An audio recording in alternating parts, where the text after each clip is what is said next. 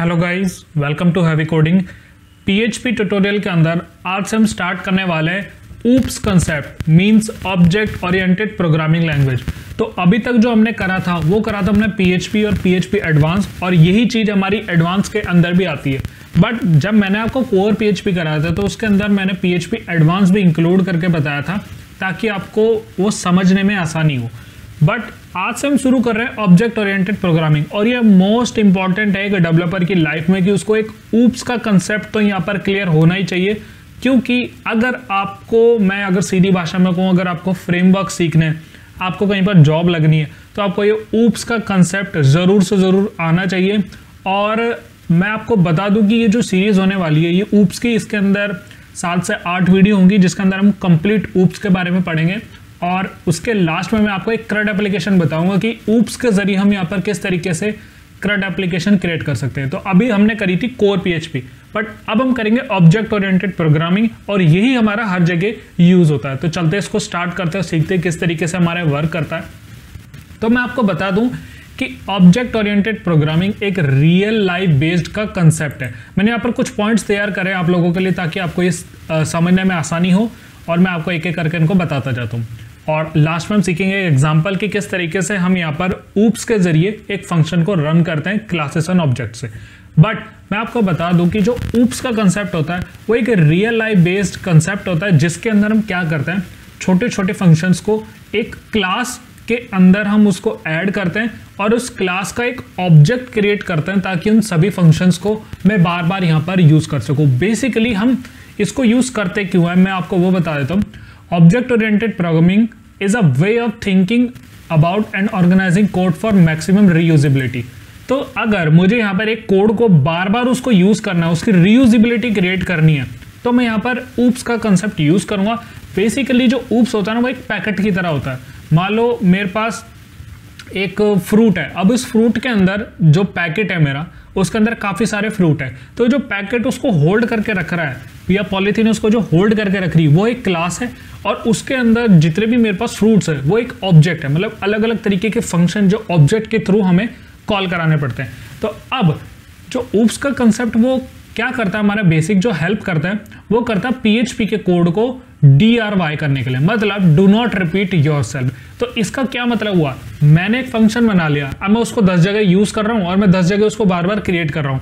तो उस चीज को हटाने के लिए हम यहाँ पर ड्राई का यहाँ पर यूज करते हैं, जो कि डू नॉट रिपीट योरसेल्फ होता है। मतलब कोड को हमें बार बार नहीं बनाना, हम कोड को कुछ इस तरीके से क्रिएट करें ताकि हम उसको मॉडिफाई कर ले, उसको डिबग कर ले, उसको मेंटेन कर ले, और साथ ही साथ उसका रीयूज करें। मतलब उसको बार बार मैं रीयूज कर लूँ, बार बार उसको क्रिएट ना करने की मुझे जरूरत पड़े।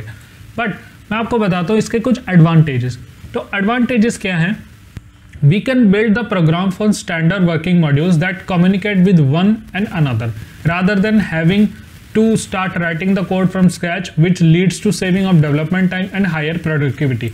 जैसा मैंने आपको बताया कि हम यहाँ पर कुछ इस तरीके से उनके वर्किंग मॉड्यूल्स के अंदर हम उस प्रोग्राम को क्रिएट करते हैं ताकि वो क्या कर सके, एक फंक्शन से, मतलब एक क्लास से वो दूसरी क्लास के साथ भी यहाँ पर हमें इनहेरिट भी हो जाए, साथ ही साथ उसके फंक्शन वगैरह भी हम यहाँ पर मिक्स कर सकते हैं। तो उससे क्या होता है, हमारा डेवलपमेंट टाइम कम लगता है और प्रोडक्टिविटी मेरी हाई होती है। तो इससे क्या होता है, बेसिकली अगर आपको कुछ अपनी एक रेपुटेशन बनानी है एज अ डेवलपर, तो आपको ये ऊप्स का कंसेप्ट चाहिए। ये जो लिखा हुआ है वैसे ये तो एक पढ़ने की बात है, ये आपको इंटरव्यू में अगर आपको हेल्प चाहिए तो इस चीज़ का ले।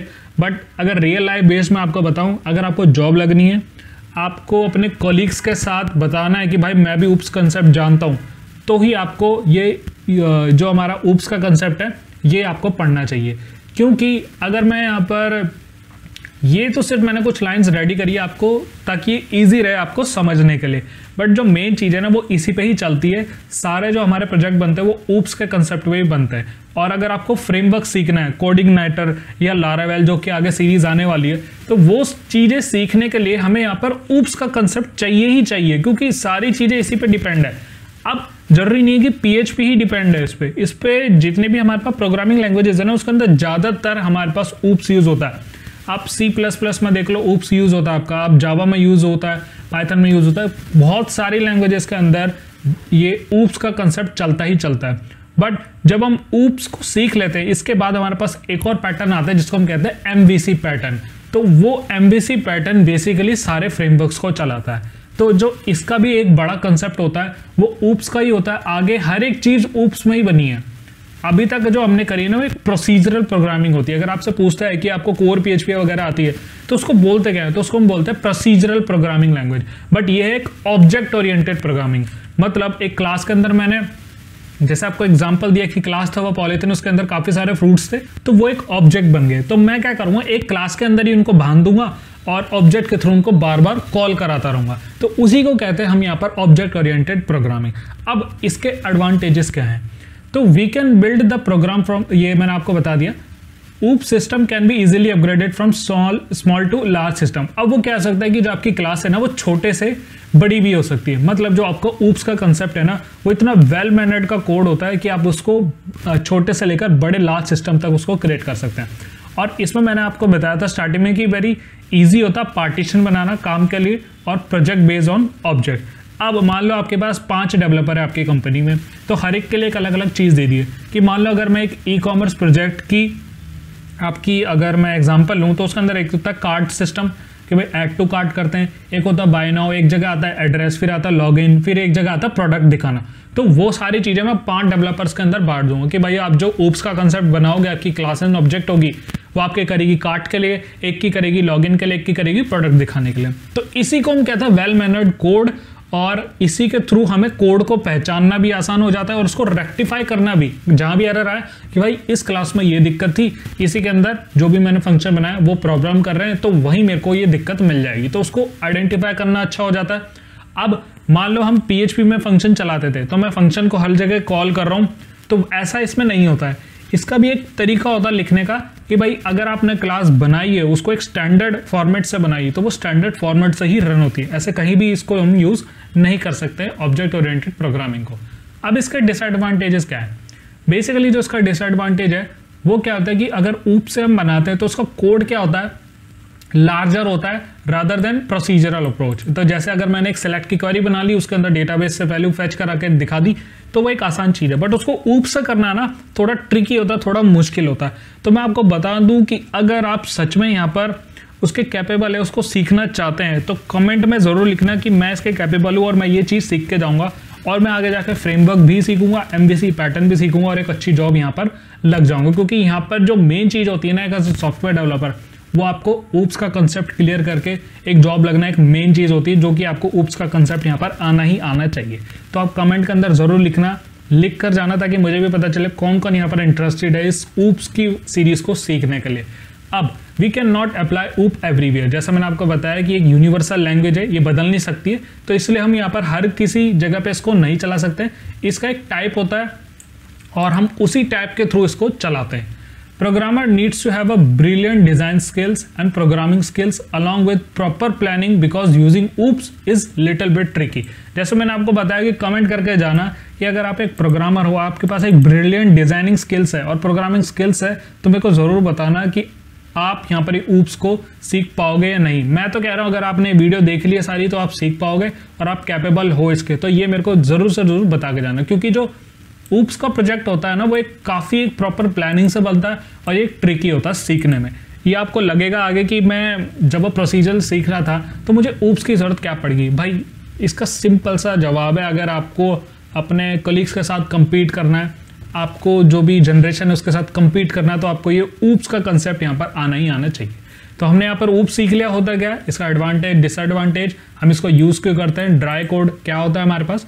अब हम चलते हैं क्लास बनाते हैं और एक ऑब्जेक्ट बनाते हैं। तो क्लास क्या होती है यहाँ पर, जैसा मैंने आपको बताया कि अगर मैंने क्लास बनाई है, मान लो एक गाड़ी की मेरे पास एक क्लास है।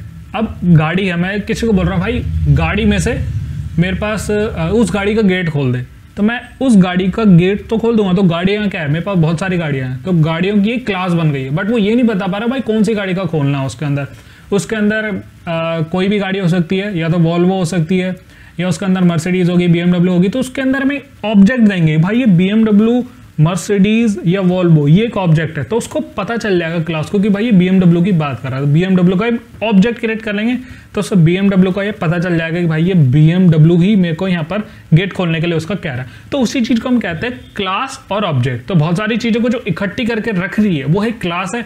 अब उसके अंदर से हमें फंक्शन को कॉल कर करके लाना है, तो वो काम करेगा हमारा ऑब्जेक्ट। तो उसी चीज को हम यहाँ पर सीखते हैं एग्जाम्पल के थ्रू कि किस तरीके से हम उसको क्रिएट करते हैं, उसको रन करते हैं। मैं आपसे ये नहीं कह रहा हूं कि आप इसको आज ही सीख लो, ये जैसे मैं अभी क्लास और ऑब्जेक्ट बनाने जा रहा हूं वो आपको उसी टाइम आ जाएगा, या आपको उसी टाइम ही करना है। आपको समझना है कि मैं क्या कर रहा हूं यहाँ पर।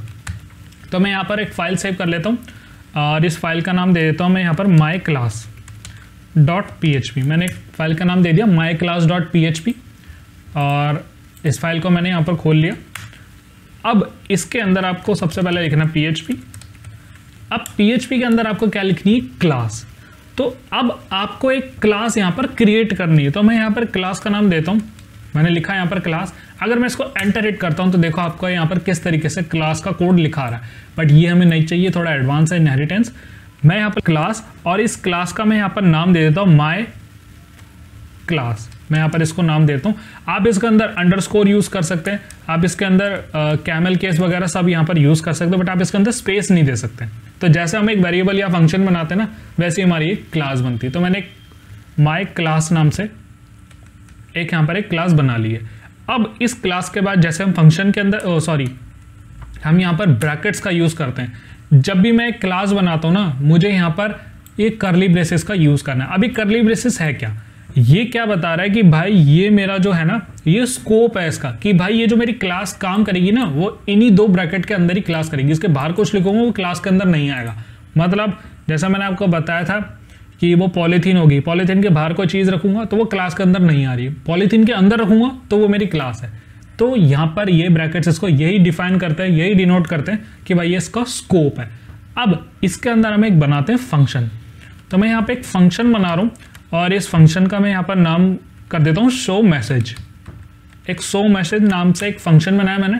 अब इसके अंदर मैं यहाँ पर इको करा लेता हूँ कि hello this is oops concept. Object oriented programming का ये कंसेप्ट हम यहाँ पर रीड कर रहे हैं। तो अब एक क्लास बन गई। अब इस क्लास के अंदर क्या है, एक फंक्शन है कि जो मेरा शो मैसेज का एक फंक्शन मैंने बना दिया। इसके अंदर मल्टीपल फंक्शन हो सकते हैं, आप जितने मर्जी फंक्शन यहाँ पर बना सकते हैं। तो अब मैंने यहाँ पर बनाया एक फंक्शन, मैंने यहाँ पर फंक्शन कॉल कर लिया। अब नॉर्मल हम PHP से करते तो हम क्या करते हैं, इस फंक्शन को ऐसे कॉल कराते, ऐसे ही कॉल कराते। एक बार चलते हैं, इसको ओपन करते किस तरीके से चलेगा। ये लोकलहोस्ट में जाता हूँ और PHP ऊप नाम का एक नया फोल्डर मैंने क्रिएट करा और इसके अंदर हम myclass.php वाली फाइल को रन कराते हैं।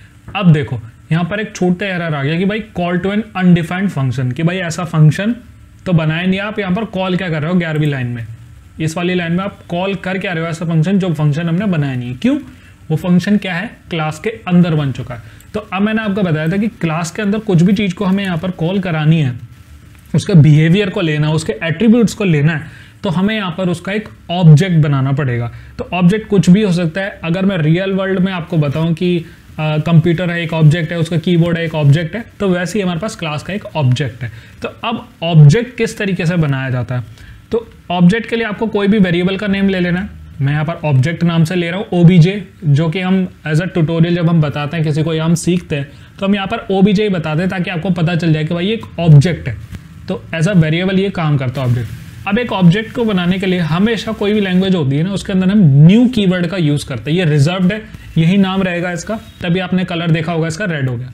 तो जब एक क्लास का ऑब्जेक्ट बनाया जाता है तो वो हमेशा न्यू कीवर्ड से स्टार्ट होता है। अब न्यू के बाद मुझे उस क्लास का नाम लिखना है जिस क्लास का मैं यहाँ पर ऑब्जेक्ट बना रहा हूँ।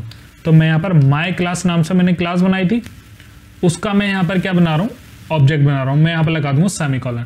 तो अब ये बन चुका है एक ऑब्जेक्ट किस क्लास का, माई क्लास का। मैं यहाँ पर Ctrl+C करके इसको Ctrl+V कर देता हूँ, सेम चीज है।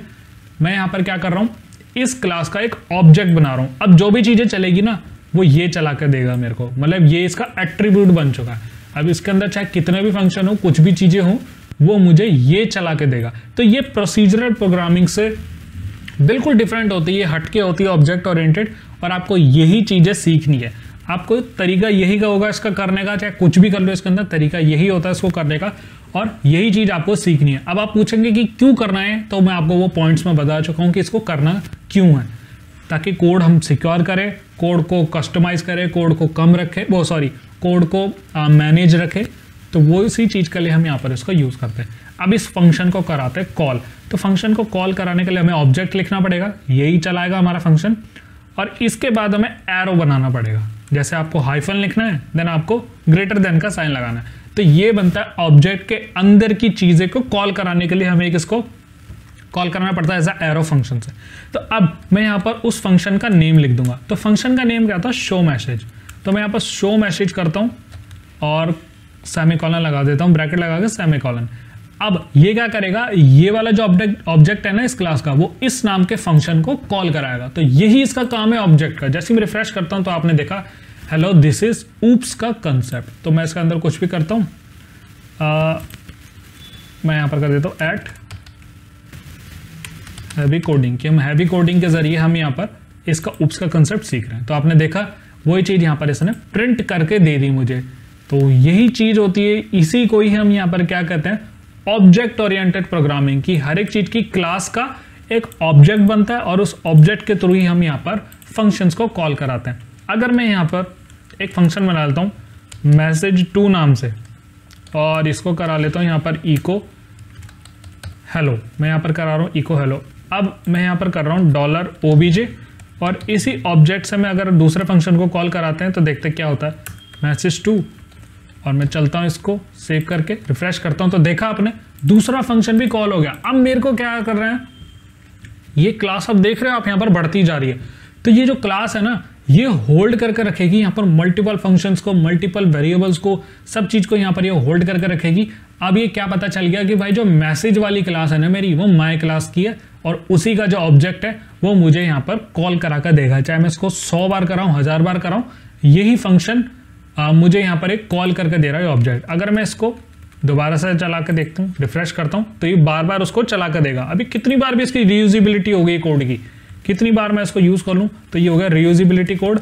और सेव कर लेता हूँ इसको, रिफ्रेश करता हूँ तो बार बार ये यहाँ पर मुझे कोड की रीयूजिबिलिटी बना। मैंने यहाँ पर एक बार बना लिया, क्लास के अंदर डाल लिया, और वही क्लास का ऑब्जेक्ट मुझे यहाँ पर 10 बार इसको कॉल करके दे रहा है। चाहे वो अलग पेज पे भी हम यहाँ पर सीखेंगे कि किस तरीके से वो चलाकर देखता है मेरे को, और आपको पता चल चुका होगा कि ये फंक्शन किस तरीके से कॉल हो रहा है हमारे पास क्लास और ऑब्जेक्ट की हेल्प से।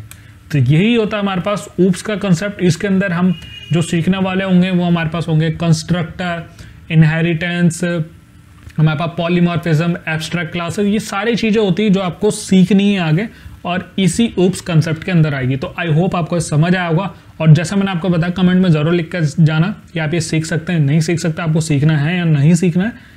तो आप वो चीज़ कमेंट में ज़रूर डालना ताकि मुझे पता चल जाए कि कितने लोग यहाँ पर सीख रहे हो, कितने सीखना चाह रहे हैं यहाँ पर। तो इस वीडियो में इतना ही। अगर कुछ भी डाउट रहेगा तो मुझसे कमेंट सेक्शन के अंदर ज़रूर पूछना। सो गाइज इस वीडियो में इतना ही। Thank you so much.